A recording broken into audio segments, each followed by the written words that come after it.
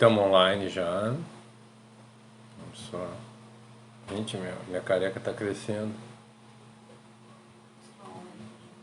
Sim, tô falando pro pessoal. O pessoal vê. A apropriação. Vamos só compartilhando aí, chamando o pessoal. Um minutinho, a gente já vou compartilhar aqui, a gente já começa já.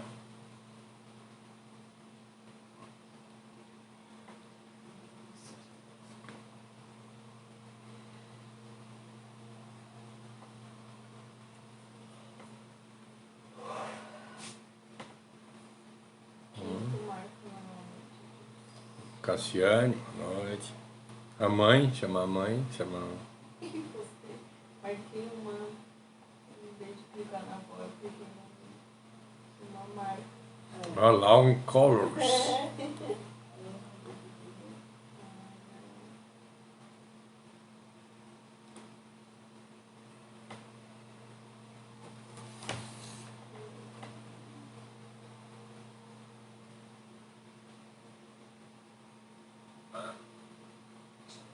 Boa noite para quem está chegando aí.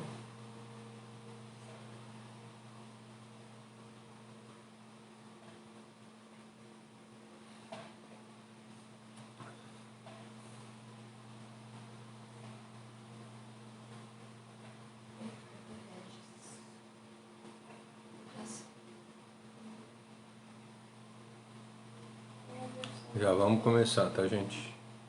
Eu queria marcar o Anderson, ele não aparece. Ele não tem? Não tem Facebook? Não, só Instagram.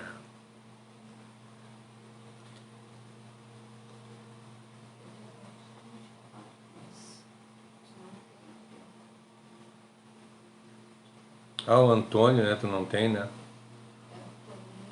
O Toninho, a Bel.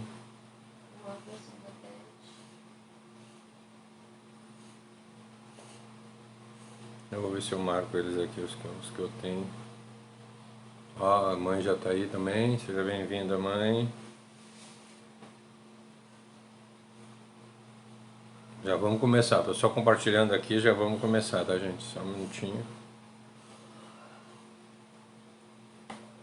Vou marcar.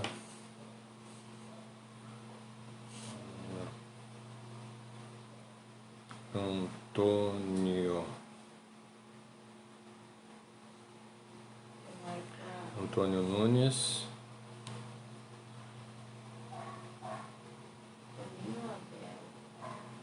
Isabel.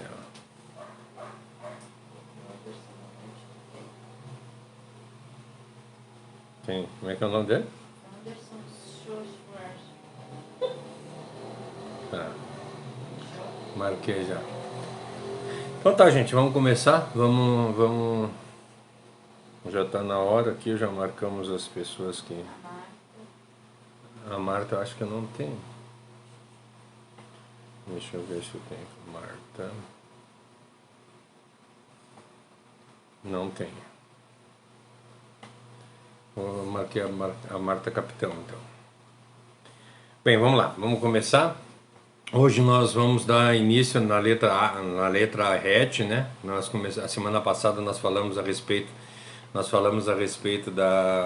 do conglomerado dessa oitava letra, e hoje nós vamos falar o primeiro versículo. O primeiro versículo é o 57, Salmo 119, versículo 57, que diz para nós o seguinte, na nova tradução na linguagem de hoje, nos diz assim: Tu, ó Senhor Deus, és tudo que eu tenho, prometo obedecer às tuas leis. Vamos orar? Querido Deus e amado Pai, queremos erguer a nossa oração à Tua presença mais uma vez, te agradecendo, Senhor, por poder estar aqui, para poder falar um pouco mais sobre a Tua Palavra. Não permita, Senhor, que nós nos desviemos nem para a direita nem para a esquerda, mas que nós possamos estar todos os dias livres para falar da Tua Palavra, que nós não caiamos, Senhor, em tentações ou modificações de acordo com a nossa mente, mas que possamos fazer o que é bom, perfeito e agradável aos Teus olhos.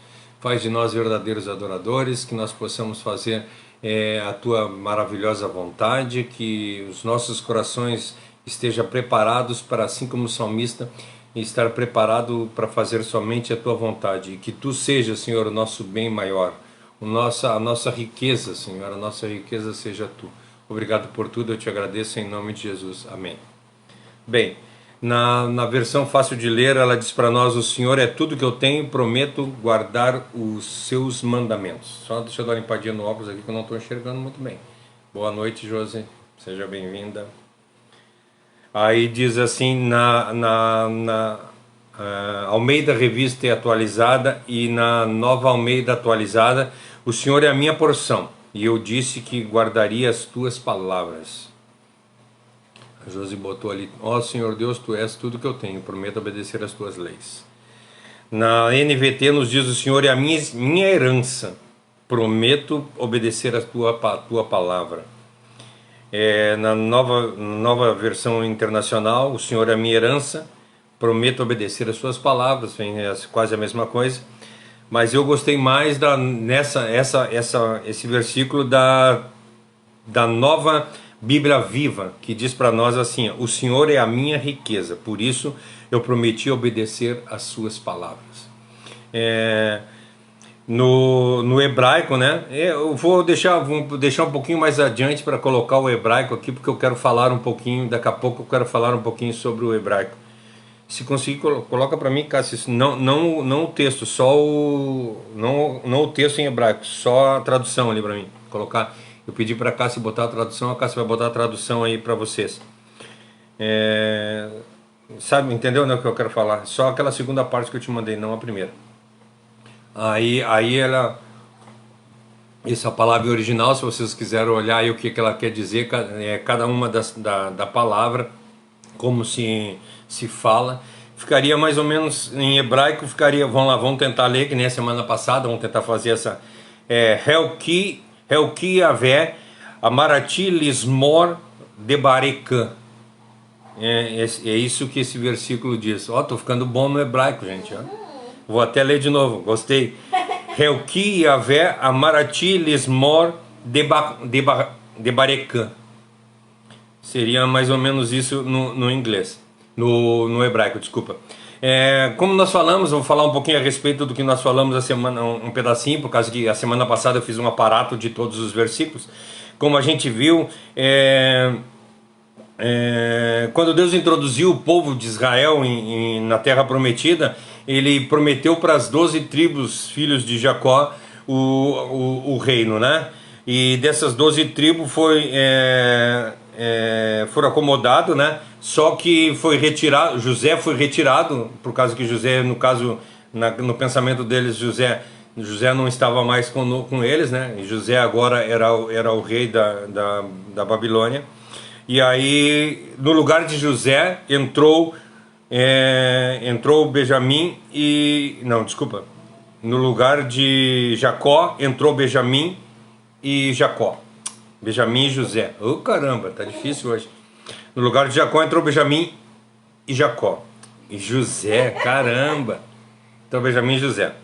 Então aí ficaram 13 tribos, né? Dessas 13 tribos foi retirado a tribo de Levi, né? Porque ela não recebeu, Deus assim o quis, e nós vimos isso em Números 18, no versículo 20, que diz para nós assim, disse também o Senhor a Arão: na sua terra herança nenhuma terás, e no meio deles nenhuma porção terás. Eu sou a tua porção, a tua herança, e no meio dos filhos de Israel. Então a tribo de Levi não recebeu parte por herança, ela não recebeu dessas 13 tribos, 12 tribos recebeu uma parte de terras, e a tribo de Levi não recebeu nada. Deus disse para eles que a porção deles seria Deus, não seria nenhuma porção de terra, e para mim seria a melhor porção. Moisés fala para nós em Josué 13:3, diz assim, mas ele não deu nenhuma parte de terra à tribo de Levi para ser propriedade deles, quer dizer, nenhuma parte de terra teve a tribo de Levi. Moisés disse aos membros dessa tribo que o Senhor Deus seria a propriedade deles. A propriedade da tribo de Levi seria Deus. Eles não teriam nada, só Deus, ou seja, teria tudo na realidade, né? E o salmista, quando a gente vê o salmista dizer isso, que o Senhor é a minha propriedade, ele está se apoderando disso, ele está se apoderando do que a tribo de Levi recebeu. Eu não quero nenhum bem, eu não quero nada desse mundo, eu quero somente a melhor parte, eu quero somente Deus, eu quero que a minha porção seja Deus. E aqui nesse versículo ele está dizendo isso, a minha porção é Deus, a minha porção é somente Deus que eu quero. E é somente Deus Deus é suficiente para atender todas as minhas necessidades. Deus é suficiente para eu não preciso de mais nada além de Deus. E nós vemos isso, que isso é uma realidade na vida do salmista, porque nós falamos que ele estando sozinho, perseguido, dentro de uma cova, dentro de uma caverna, ou ele estando assentado num trono como rei, em todos os momentos Deus foi a principal ânsia dele. Deus foi a principal riqueza dele. Por isso até que eu achei a melhor tradução, essa que diz para nós: o Senhor é a minha maior riqueza.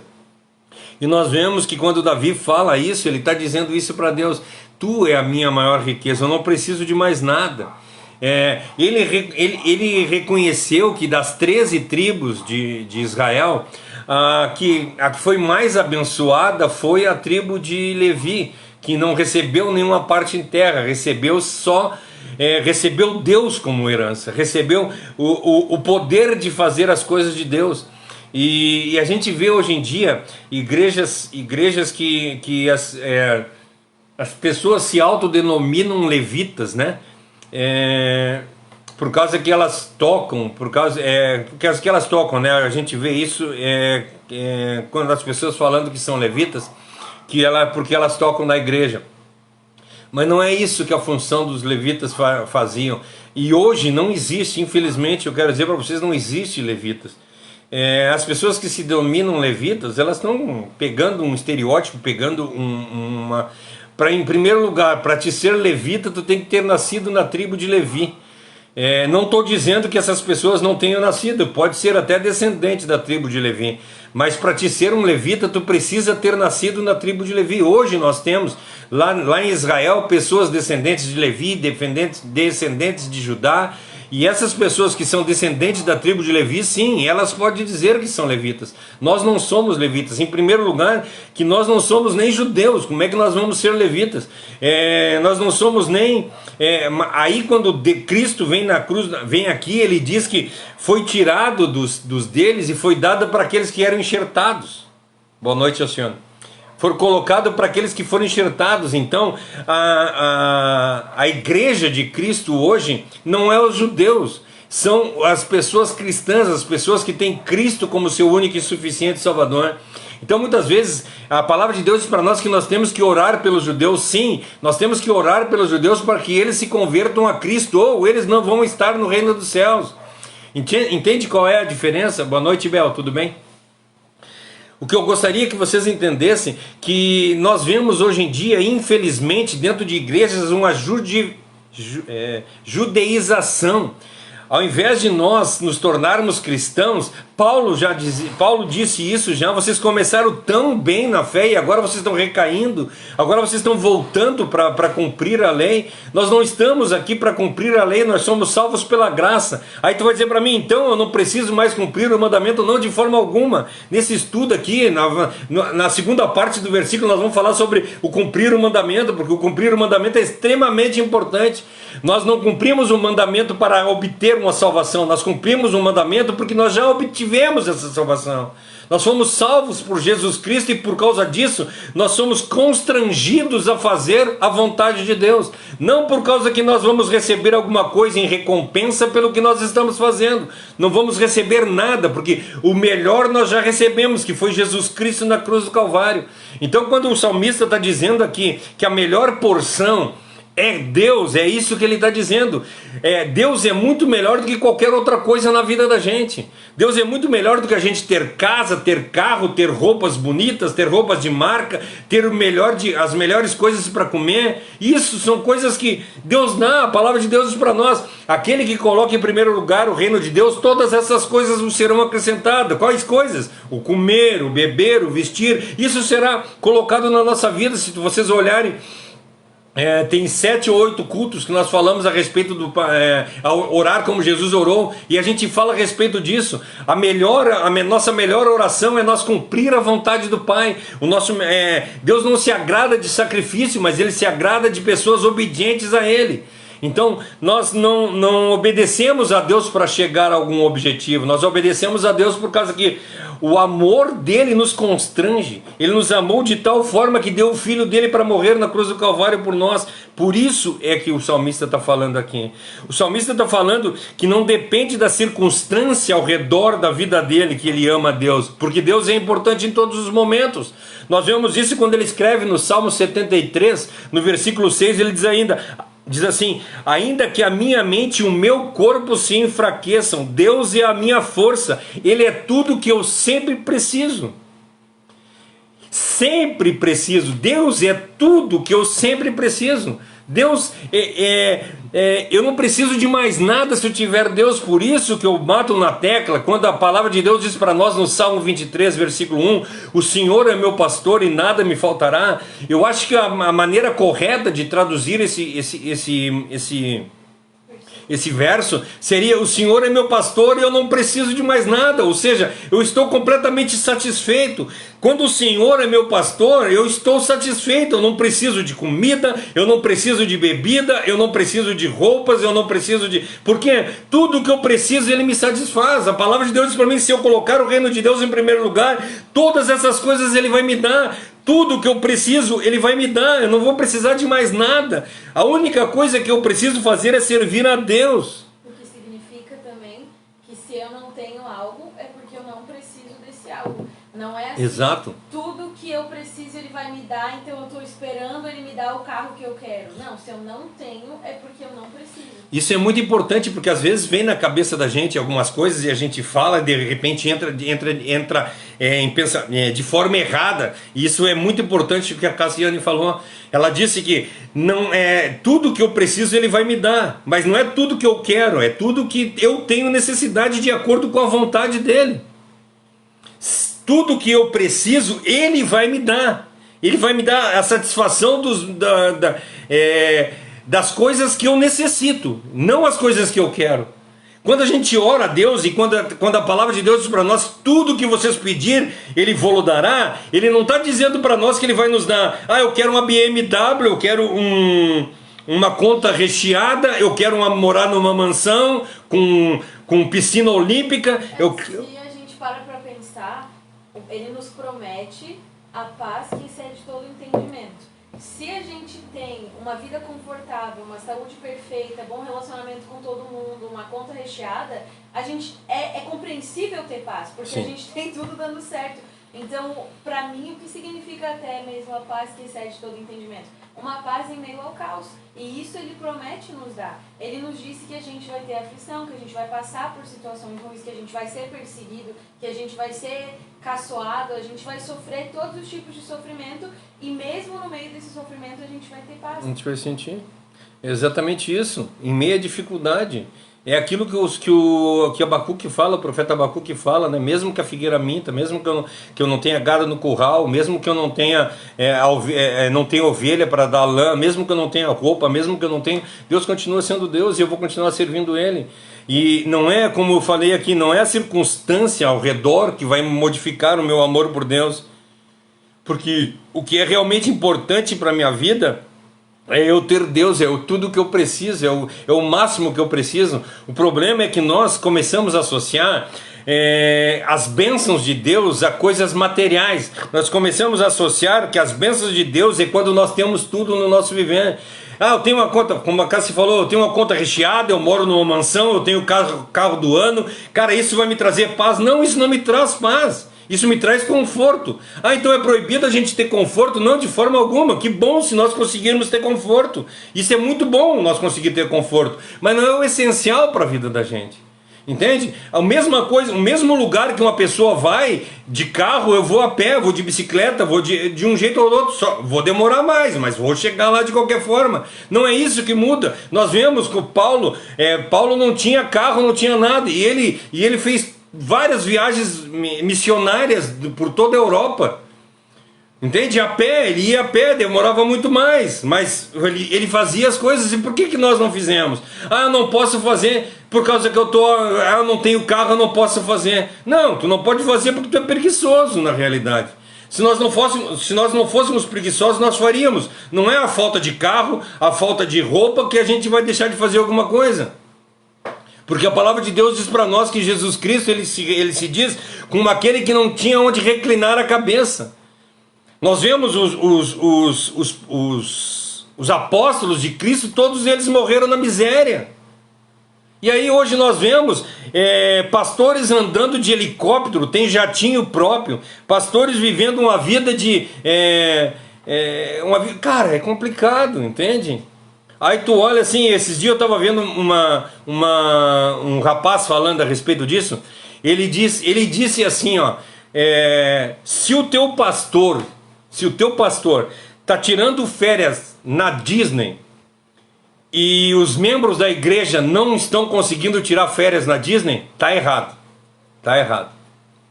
Não pode. Eu estou falando de um pastor que receba da igreja, tá, gente?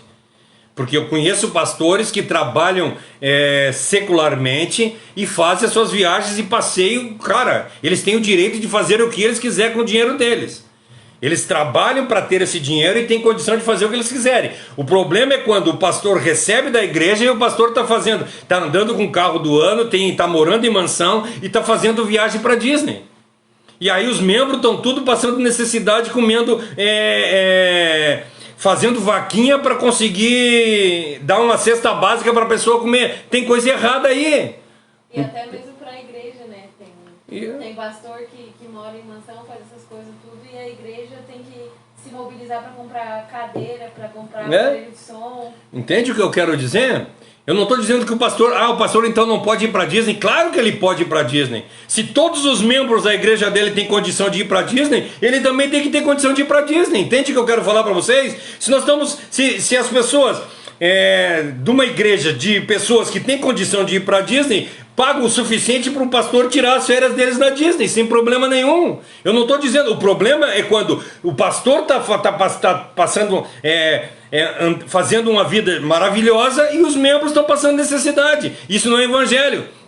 Evangelho é que nós vimos lá dos apóstolos. Os apóstolos venderam tudo o que tinha e doaram para as pessoas que estavam em necessidade. E não só os apóstolos, mas todas as pessoas que foram, se encontraram tudo no mesmo lugar, doaram tudo que tinha para satisfazer a necessidade de todo mundo. Se for assim, por que vai acontecer? O que vai acontecer? Vamos vender todo mundo que tem e vamos repartir entre nós. Aí todo mundo vai para Disney.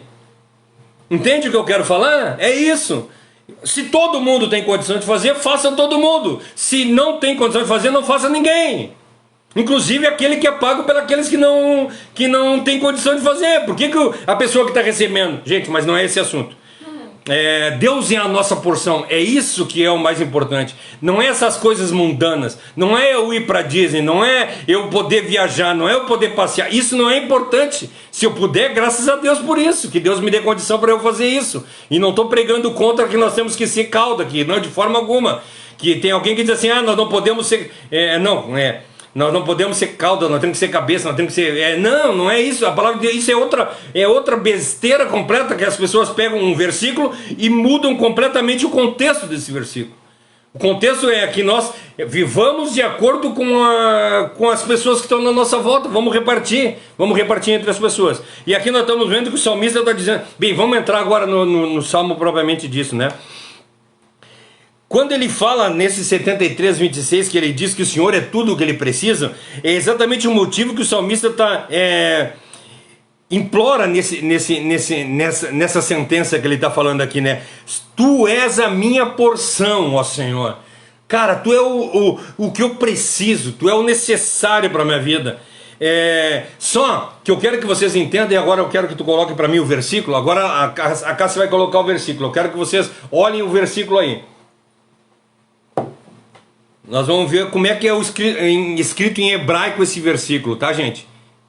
Por isso que eu queria aqui botar agora nesse momento. Vamos lá, vai entrar ali. Foi? Para mim não apareceu. Apareceu nos...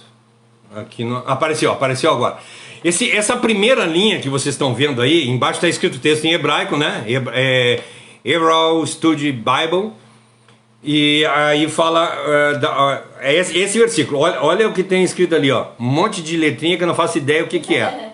Né? Aí o que eu quero que vocês vejam nesse versículo, por isso que eu pedi para colocar e vocês olharem... vocês estão vendo algum ponto ali? Não tem, né? Não tem ponto. Nós não conhecemos, eu não faço nem ideia o que está escrito aí. Eu faço ideia por causa, como eu disse, como nós estudamos a palavra, cada versículo que a gente estuda, a gente vai no hebraico e vê.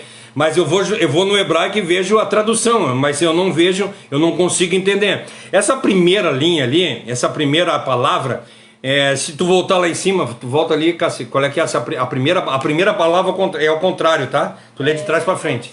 Parcela, parte, território. A primeira é como é? A segunda é Yahvé, né? A primeira é Porção, parcela, porção. Essa primeira, assim, esse N aqui, vocês têm que entender que é o seguinte, em hebraico a gente lê de trás para frente, tá? A gente não lê da direita para a esquerda, mas é da esquerda para a direita. Por isso que ela tá, as palavras em português tu vê tá do lado esquerdo da tela e a palavra e a frase em hebraico tá do lado direito. Então tu começa do fim, tu começa daqui, deixa eu achar. Tu começa daqui e vem para cá. Então essa primeira palavra é, como é que é? Porção. Porção. O Senhor, a segunda palavra, o Senhor é a minha porção. É isso que está dizendo aqui. O Senhor é a segunda palavra e a minha porção é a primeira palavra. Mas entre as palavras tu não vê pontuação e tu não vê vírgula. Entende? Entenderam o que eu quero falar? Agora vocês vão entender por que eu queria que vocês vissem isso. Nós não conseguimos entender e os teólogos não conseguiram chegar a um consenso do que está escrito aqui, porque não tem pontuação.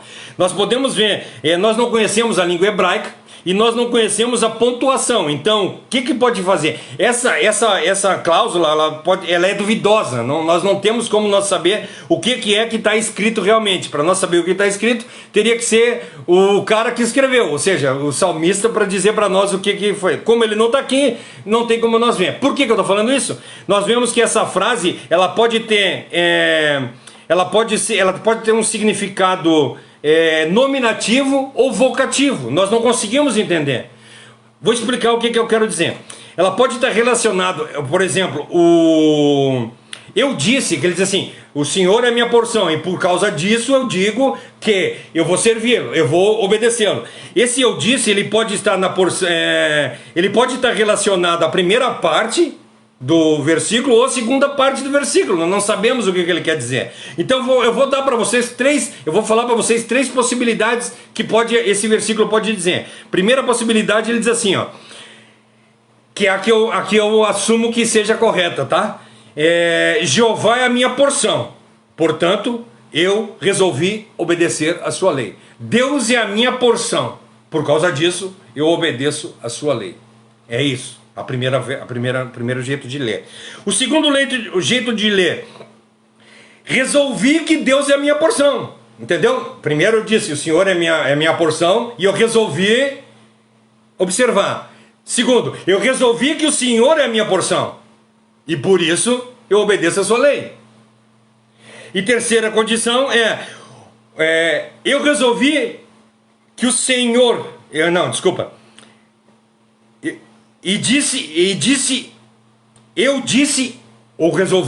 eu resolvi, ó Senhor, que a tua lei é o melhor para mim. Entenderam as três condições? Primeiro ponto, né? O Senhor é a minha porção e eu resolvi observar. Segundo ponto, Deus é a minha porção e eu resolvi obedecer. E a terceira forma, eu resolvi, ó Senhor, que a minha porção é observar a tua lei. Eu, como disse para vocês, eu quero pegar a primeira versão em que o Senhor é a minha porção e por causa disso eu resolvi observar a tua lei. Deus é a minha porção. Por que eu tomei essa forma como a verdadeira? Porque no versículo 16, no capítulo 16, no versículo 5, ele diz assim: Senhor, tu é a minha porção, o meu cálice, e tu que garantes o meu futuro. Por causa disso eu associo que o que está escrito nessa forma é dizer: o Senhor é a minha porção, e por causa disso eu obedeço as tuas palavras. Entende? É dessa forma que eu quero falar para vocês nessa noite. É dessa forma. O salmista, ele se sente perplexo quando ele se dá conta da imensurável, gloriosa, majestosa e poderosa situação que Deus é. E toda a possessão que Deus tem. Deus é dono de tudo, então ele fica maravilhado. Ele acha que Deus é a principal coisa. Ele olha para Deus como o magnânimo. Deus é a razão do meu viver. Eu não faço nada que não seja de acordo com a vontade de Deus. Dentre todas essas possessões que esse Deus tem, o povo dele é a possessão dele. Isso nós vemos em Deuteronômio 32, no versículo 9, que diz assim, ó: porque a porção do Senhor é o seu povo. Então Deus é dono de todas as coisas, mas a possessão principal dele é o povo dele. Ele escolheu, e por causa disso, nós como povo, nós temos que possuí-lo como nosso Deus, como nosso rei. Por isso que eu adoto que o salmista está dizendo nesse salmo, que o Senhor é a possessão dele. Eu me aposso desse Deus, porque esse Deus é meu. Esse meu Deus, eu não consigo viver, não é que eu seja dono do Deus, entende? Mas Ele é a razão, Ele é a razão da minha vivência, Ele é a razão do meu viver, Ele é a razão de todas as coisas que acontecem na minha vida. É isso que eu imagino que Ele esteja querendo falar aqui. Em Êxodo 15, no versículo 16, diz para nós assim, ó: espanto e pavor caiu sobre eles, sobre o povo, né? Pela grandeza do seu braço. Emudeceram-se como pedra, e até o povo, e o teu povo, como se não houvesse passado, ó Senhor, até que passasse o seu povo adquirido. Ou seja, Deus, ele é tão poderoso que as coisas só acontecem para o povo adquirido dele. Ele está falando a respeito lá da travessia do mar. Ele está atravessando assim, o meu povo, depois que eu adquiri o meu povo, aí eu comecei a fazer coisas por ele. Nós vemos ele cuidando do povo, dando maná. Ele cuidando do povo, dando todas as coisas, todas as necessidades. Ele é o povo. E aí nós vemos no Êxodo, capítulo 19, no versículo 5, que ele diz assim: agora, pois, se diligentemente ouvires a minha voz e guardares a minha aliança, então serei a minha propriedade peculiar dentre todos os povos, porque toda a terra é minha. Deus é dono de todas as coisas. Deus é dono da terra, Deus é dono do povo, Deus é dono de tudo que a gente vê. E por causa disso, o salmista imagina: cara, eu sou a possessão de Deus. E eu quero que Ele seja o meu Deus. Eu quero me apossar dEle. Eu quero que Ele seja a razão do meu viver. Eu quero que Ele é a minha porção, Ele é a minha riqueza. Por isso que eu disse para vocês, porque quando a gente fala em riqueza, a gente consegue entender, porque quando a gente fala Deus é a minha porção, nós não conseguimos entender muito direito. Por exemplo, que nós temos a mania de vamos em algum lugar, algum restaurante para comer, a gente pede, me dá uma porção. A porção é aquele bocado, é aquela coisa que, aquilo ali é meu. Só que aí quando a gente fala em riqueza, aí tu imagina uma coisa maior. E é exatamente isso que o salmista quer dizer. O Senhor é a minha riqueza. Gente, lá no fim do estudo eu vou falar para vocês como é que eu traduzi esse versículo para o meu Não, pro meu jeito mesmo, assim. Eu fiz a tradução. Tem a tradução nova da Almeida e vai ter a tradução do claudística, hein? Claudística. Vocês vão ver qual é que é a minha tradução. Depois a gente coloca aí para vocês. Não revisado. Não revisado, Mas, não, eu vou deixar pro fim, cenas para vocês, suspense para vocês verem qual é que é a minha tradução desse versículo, tá? Deus está sendo a nossa parte. Quando Deus é a nossa parte, é o que o salmista está querendo dizer aqui. Quando o salmista diz assim, ó, o Senhor é a minha porção e por causa disso eu resolvi obedecer os seus mandamentos, eu consigo ver da seguinte forma: Deus é a minha parte, e aí isso me anima, isso me encoraja a observar a lei dele. Porque Ele é a razão da minha vida. Por que eu não vou obedecê-lo? Sabe quando a gente ama alguém? Por exemplo, tu ama o teu filho, tu não faz coisas para agradar o teu filho. Quando tu ama a tua esposa, tu não faz coisas para agradar ela. Quando tu ama os teus pais, tu não obedece os teus pais para que eles sintam-se agradecidos por causa... Não agradecidos, mas que eles se sintam bem por causa disso. É isso que o salmista está dizendo aqui. Deus é a minha porção e por causa disso eu obedeço os mandamentos dele. Porque eu quero que a alegria do Senhor seja a minha vida, da forma que eu convivo.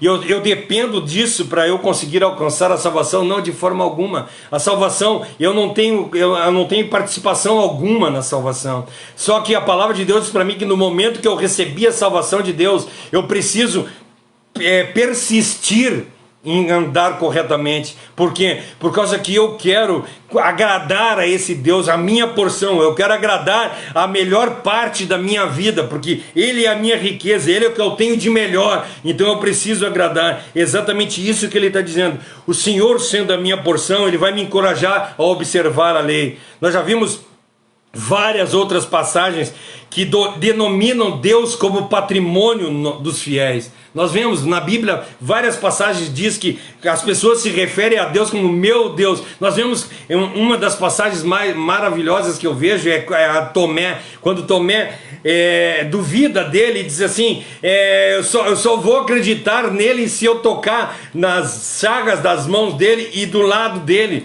aí eu vou acreditar que ele ressuscitou. E aí quando Jesus aparece para ele, o que ele diz? Senhor meu e Deus meu. Ele se apossa dele, entende? É esse tipo de posse que o salmista está dizendo aqui. O Deus é suficiente para a felicidade dele. Deus é suficiente para a alegria do dia a dia. Deus é suficiente para ele. Eu não preciso de mais nada. Exatamente o que eu te falar. O Senhor é meu. Eu não preciso de mais nada. Ele é meu pastor, Ele é meu Deus, Ele é meu rei, Ele é o meu Senhor. Eu não preciso de mais nada, eu só preciso de Deus na minha vida. É isso que o salmista quer dizer. Entende? Quando ele fala que o Senhor é a minha possessão, o Senhor é a minha porção, é a minha riqueza. É isso que ele está falando. Ele é a minha possessão peculiar. Não apenas razoável para que eu possa descansar um pouquinho, não, mas Ele é a minha porção, que aonde eu me satisfaço, aonde eu me deleito, aonde eu consigo deitar à noite em tranquilidade, porque eu sei em quem eu tenho crido.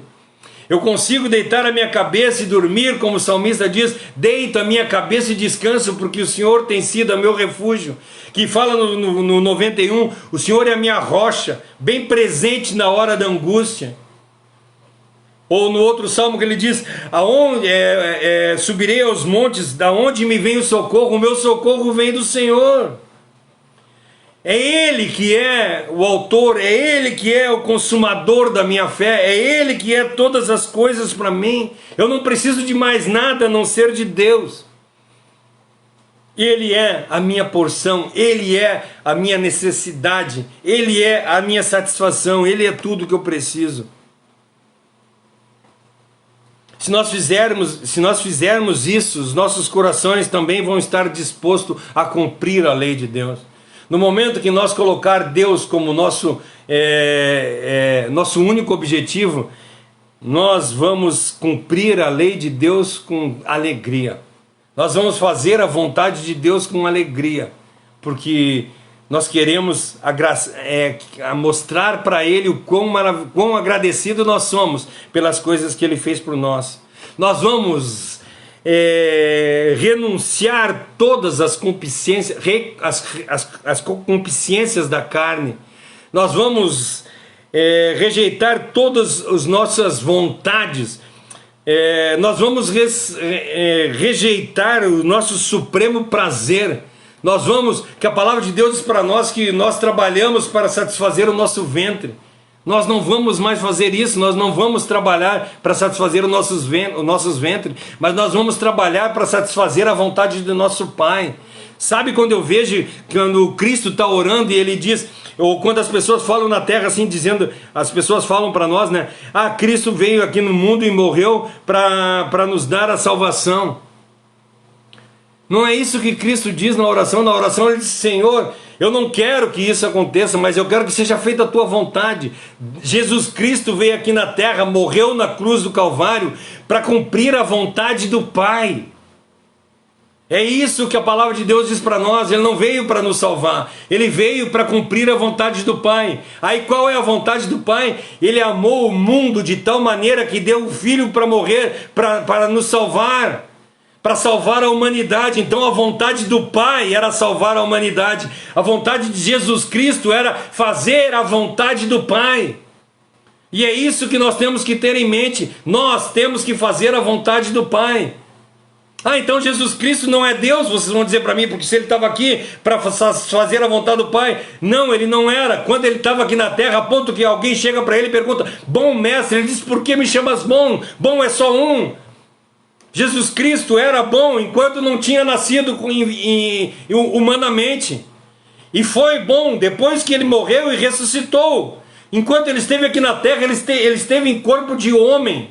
Ele era 100% homem, propenso às paixões e erros que existem na face da terra. Mas também era 100% Deus, por isso Ele não pecou. Senão Ele teria pecado. Mas, quando Ele estava aqui na terra, ele tinha que cumprir a vontade do Pai. E nós estamos vendo nos domingos agora, que nós estamos falando a respeito de João, que quando ele diz, no princípio era o Verbo, e o Verbo estava com Deus, e o Verbo era Deus. Então, Jesus Cristo era Deus desde o início.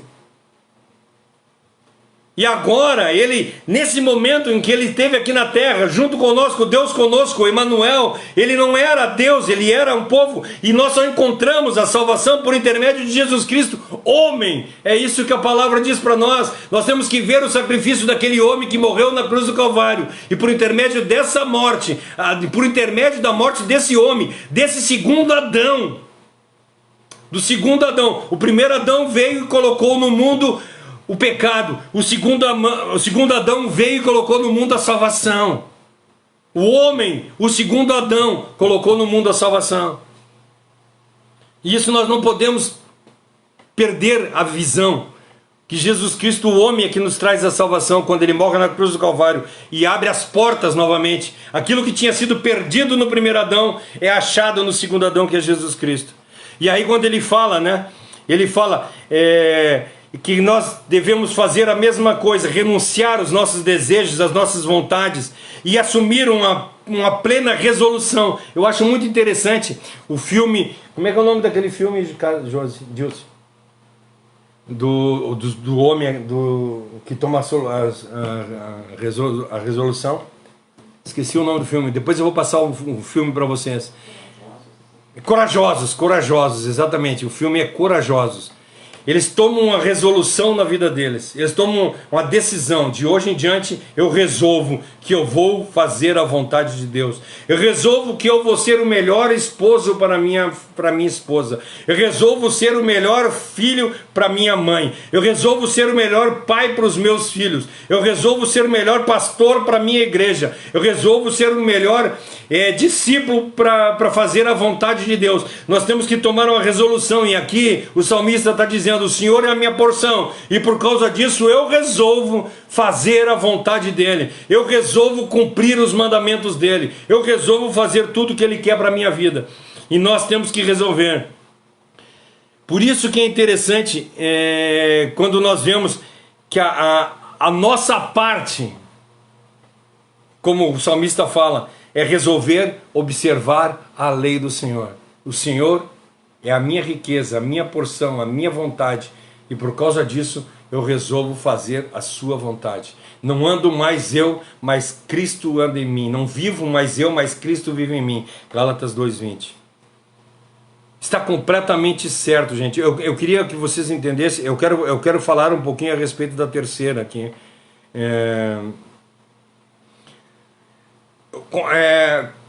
De contrapartida, tudo isso que eu falei da primeira parte, do primeiro jeito, a terceira leitura também está correta. Quando ela diz para nós que eu resolvi, ó Senhor, que a minha parte é observar a tua lei. Nós temos que resolver isso também. Então o Senhor é meu pastor. Eu resolvo fazer a sua vontade. Nós temos que colocar isso em prática no nosso viver também. Ela está completamente certa. Mas eu queria, como eu disse para vocês, eu queria me apossar dessa forma de pensar que o Senhor é meu pastor, o Senhor é minha porção, e eu decido fazer a vontade de Deus. Então é isso que nós temos que fazer. Nós vemos que o salmista olha para dentro de si, olha para os seus pensamentos e vê o quão maravilhoso é esse Deus.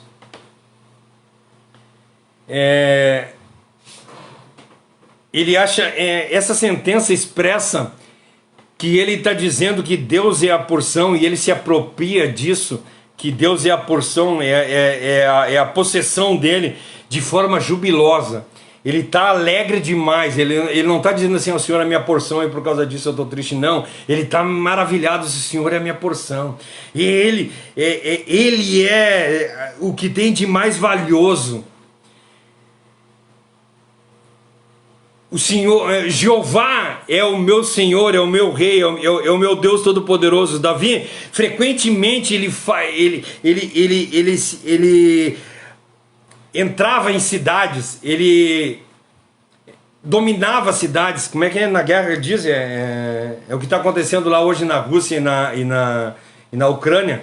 A Ucrânia quer tomar conta da Rússia, ela quer tomar possessão. Como é que é?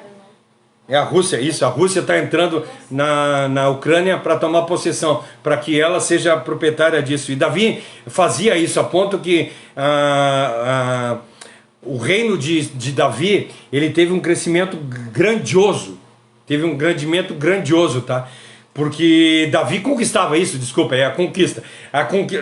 Davi conquistava várias cidades. E aí ele pegava várias cidades e colocava no reino dele. Então Davi estava acostumado a tomar. Então, por ele tomar essas cidades, ele estava acostumado com tristezas também. Porque quando ele se apoderava da cidade, os homens a maioria dos homens eram mortos, as mulheres eram tomadas por escravos, e as crianças também, né?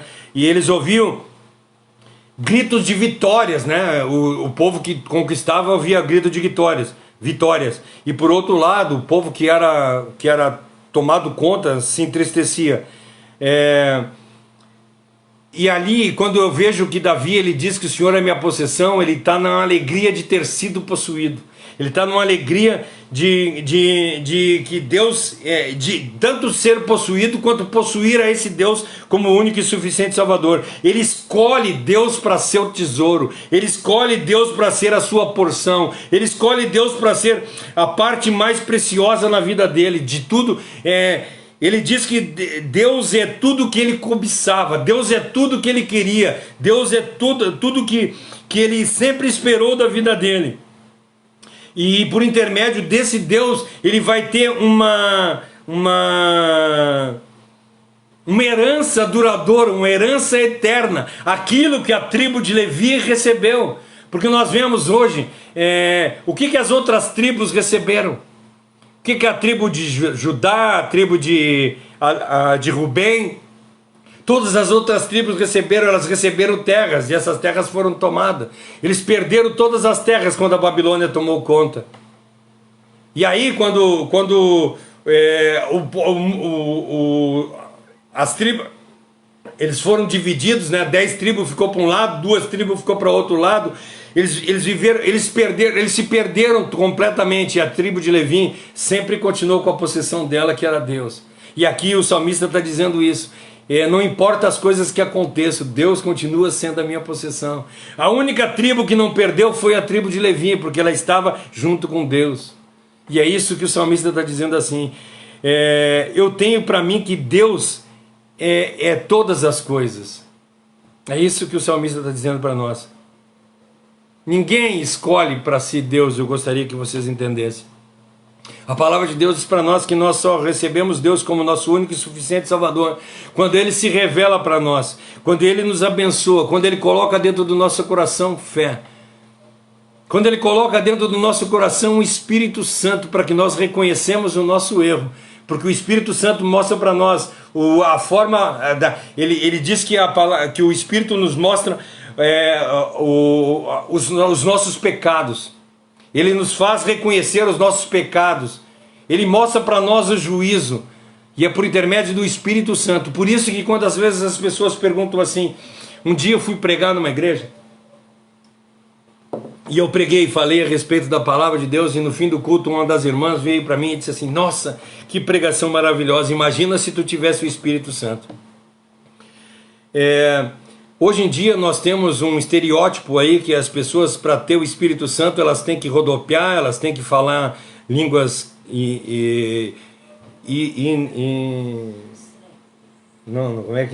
línguas incompreensíveis. Eu tenho que correr em volta dos bancos, eu tenho que pular, eu tenho que sapatear para isso que é ter o domínio do Espírito Santo. E a palavra de Deus não diz isso para nós. A palavra de Deus não diz em nenhum momento que eu preciso falar línguas inelegíveis. Não, inelegíveis é que não pode ser eleita, né? Línguas incompreensíveis, isso.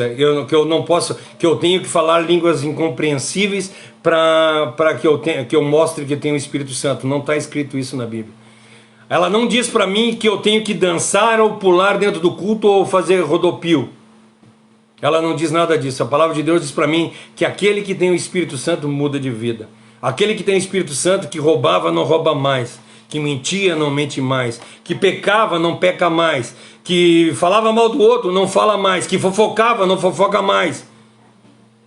Isso é ter o Espírito Santo. O Espírito Santo é quando nós reconhecemos Jesus Cristo. Ter o Espírito Santo é quando nós reconhecemos isso que o salmista diz aqui para nós, que Deus é a minha porção e por causa disso eu vou obedecer os mandamentos dele. Isso é ter o Espírito Santo. O Espírito Santo é quando Deus revela para nós a sua grandeza e o seu reinado. E por causa disso nós somos não conseguimos mais pecar, porque é constrangedor nós fazermos alguma coisa errada, porque nós não conseguimos. Isso é ter o Espírito Santo. Ter o Espírito Santo é ser uma pessoa amorosa, uma pessoa que tem paixão pelas coisas de Deus, que faz tudo o que Deus manda. Isso é ser, não é pessoas que falam em línguas, hoje aqui e amanhã bate a língua ali falando dos outros. Isso é falsidade. Isso é, muitas das vezes, emocional, não é espiritual falar em línguas. Não estou condenando aqui pessoas que falam em língua, pelo amor de Deus, porque a palavra de Deus diz para nós que se houver línguas, Paulo fala, se houver línguas, que seja um, no máximo dois, e que haja intérprete. Então ele dá a possibilidade de pessoas falarem em línguas. Mas agora, falar em línguas só para se aparecer, vai lá de novo, volta lá e pega o estudo lá, orar como Jesus, tem 8 versículos. Tem 8 horas explicando sobre isso. E vai te falar a respeito do que é orar de verdade para falar com Deus. Não é querer se mostrar para as pessoas verem. Mas é nós, quando nós entramos no nosso quarto e nós conseguimos falar com Deus. É isso que a palavra de Deus diz para nós.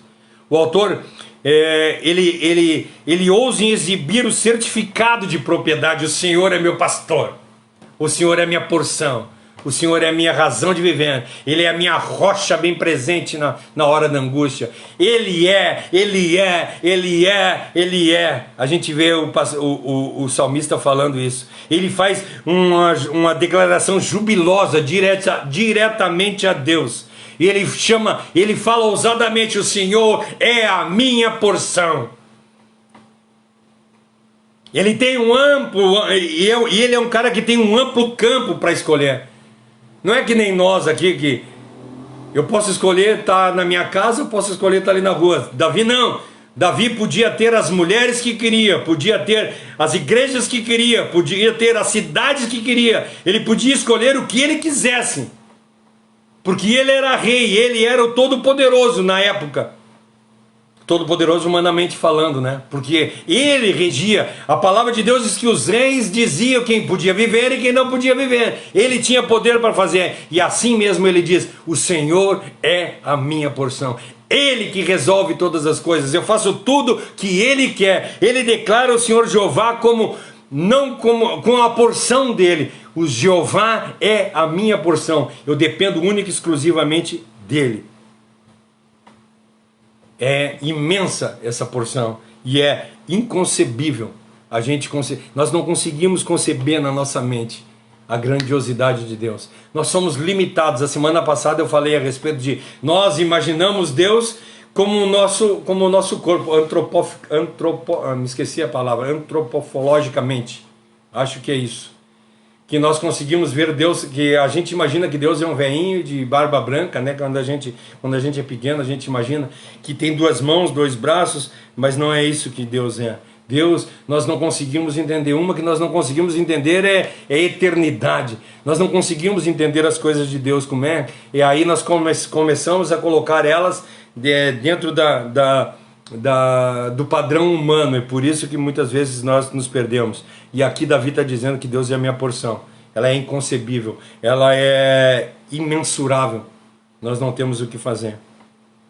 Ela satisfaz a minha alma, ele satisfaz a minha alma, ele me traz paz, ele me traz segurança.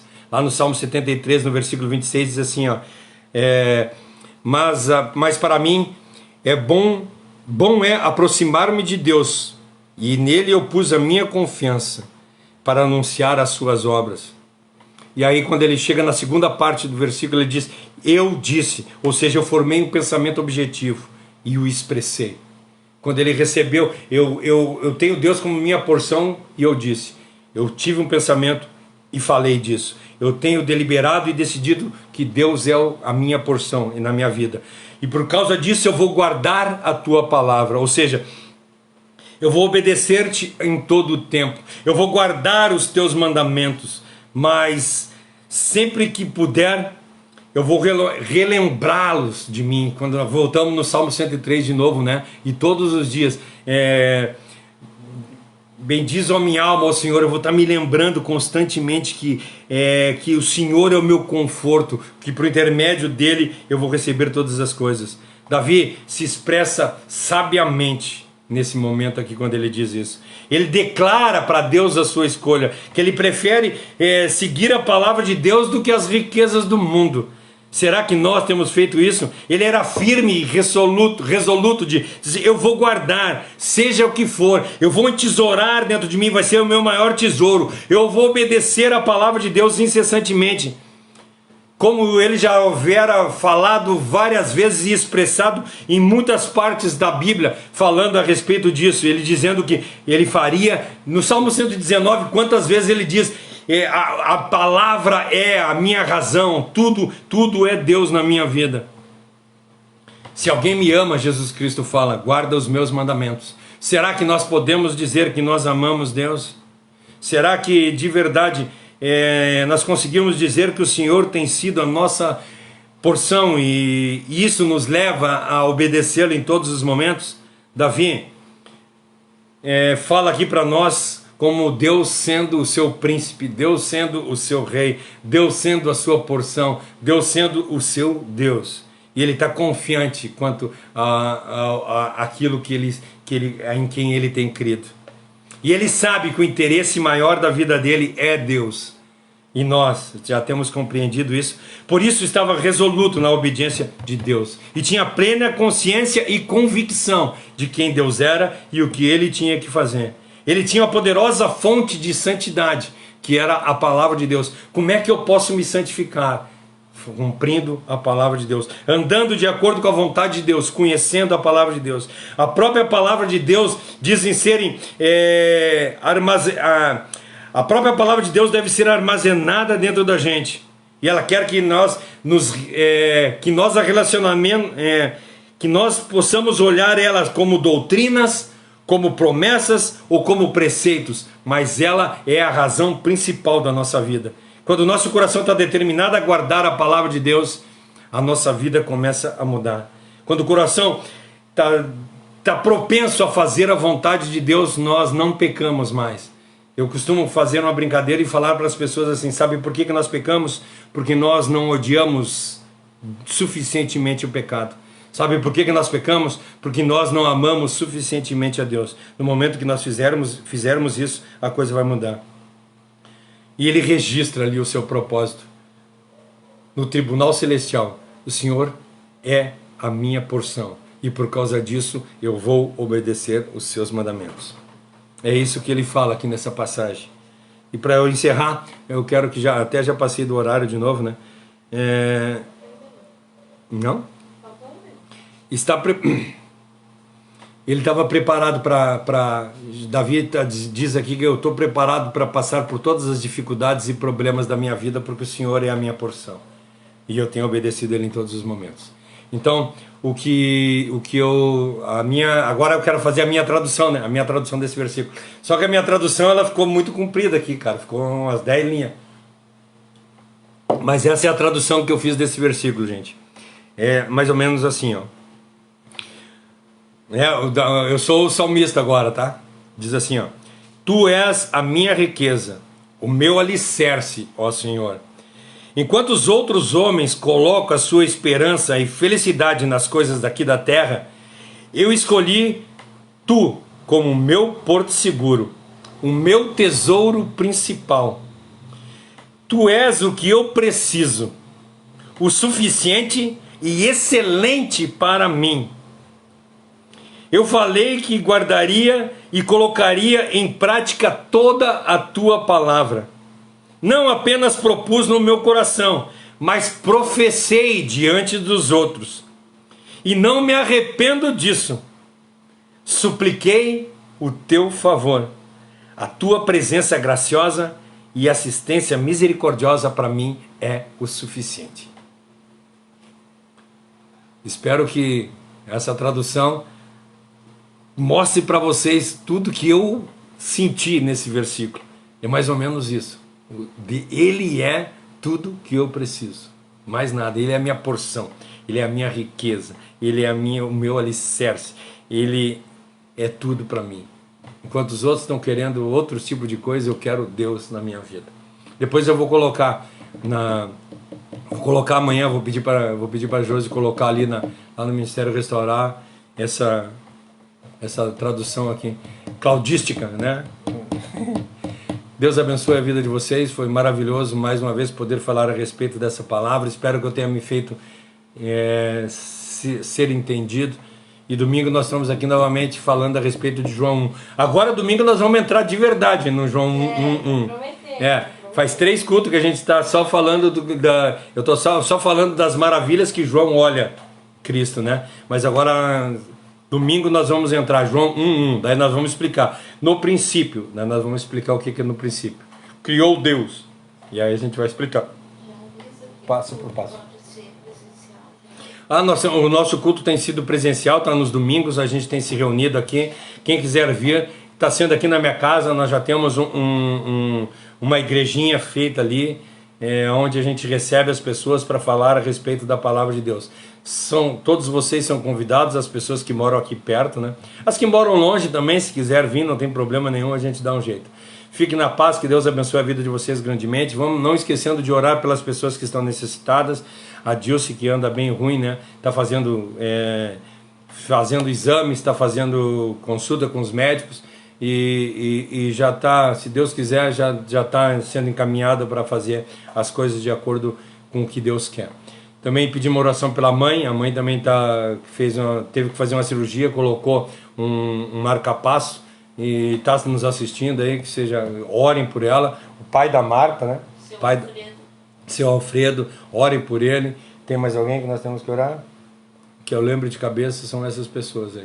E ore todos os membros da igreja, vamos orar pelas pessoas, os discípulos de Cristo, que nós possamos orar pela igreja e pedir para que Deus se revele para essas pessoas que estão levando um evangelho que não é o evangelho de Cristo, e que Deus se revele para eles grandemente, e eles sintam-se envergonhados e mude de posicionamento, e mostrem Cristo como seu único e suficiente Salvador, para eles e para as pessoas que estão na volta deles.